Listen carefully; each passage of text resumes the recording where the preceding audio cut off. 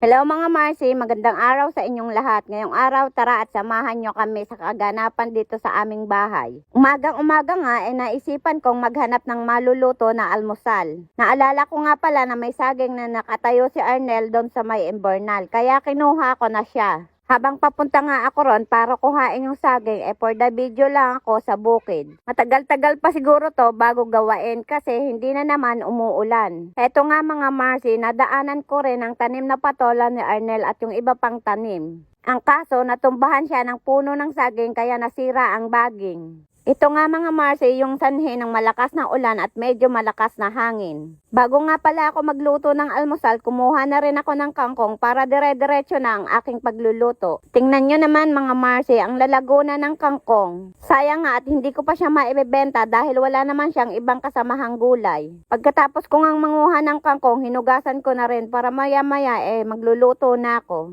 Kapag nga pala mga Marcy, magluluto ako ng kangkong ay tinatanggal ko ang usbong kasi ayaw ng mga anak ko yung lasa. Kasi daw maglalasang kangkong. Ang sabi ko nga, alang naman maglasang baboy ay kangkong nga. Kahit di naman mga Marcy sa talbos ng kamote, ganun din ang ginagawa ko. Tinatanggal ko ang usbong. Heto namang si Angelica ko, for the kaway lang. Alam na alam nga nito kapag may kaharap na siyang camera. Tara na nga pala mga Marcy, magsisimula na ako magluto. Unahin ko ang lutuin yung saging. Piprituhin ko nga muna siya. Libre na naman nga ang aming almusal at salamat sa asawa ko na mahilig magtanim. Kahit paano ay may makukuha kami. Ganito nga mga Marcy, kasimple ang aming pamumuhay. Kapag wala kaming pera na pambili ng tinapay o di kaya ng masasarap na pagkain, at least may nakukuha kami dito sa aming paligid. Mabuti na nga lang mga Marcy, dito kami nakatira dahil malawak ang taniman. Hindi nga katulad nung nasa Hagonoy na lahat puro bili. Ultimo kahoy, talbos ng kamote, malunggay, kangkong, lahat binibili. Pagkatapos, kapag wala kang pera, walang-wala talaga. Mabuti na nga lang madiskarte akong nanay. Hindi naman naranasan ng mga anak kong magutom. Yun nga lang, talagang naranasan nilang mag-ulam ng chichirya o di kaya toyo. O di kaya naman minsan nagsasangag ako pagkatapos ang ulam ay kape. At least nakaraos kami sa isang buong araw. Ganyan nga ang buhay namin nung nasa hangga kami. Pagkatapos, idagdag mo pa yung mga kapitbahay mong marites. O di ba?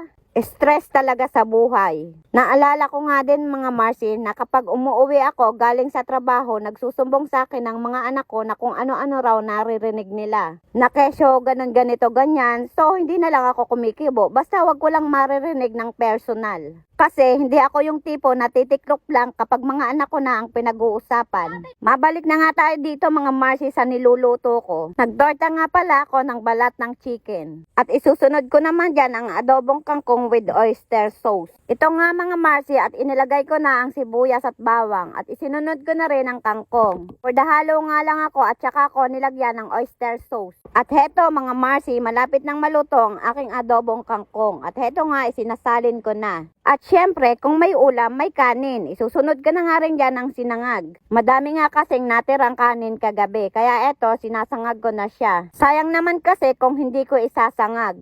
Sa totoo lang kasi, ayaw din ng mga anak ko na iniinit lang ang kanin. Gusto nila sinasangag para may lasa daw. Yan mga Marcy, luto na ang ating putahe. Tara mga Marcy, kain tayo. Thank you Lord sa biyaya na nasa hapagkainan namin. Pagkatapos nga namin kumain, nagsimula na rin akong maglaba. Kaya lang, bigla akong napatayo nung may dumating na parcel. At heto namang magtito, sarap ng panonood. Anong pinapanood nyo dyan ha?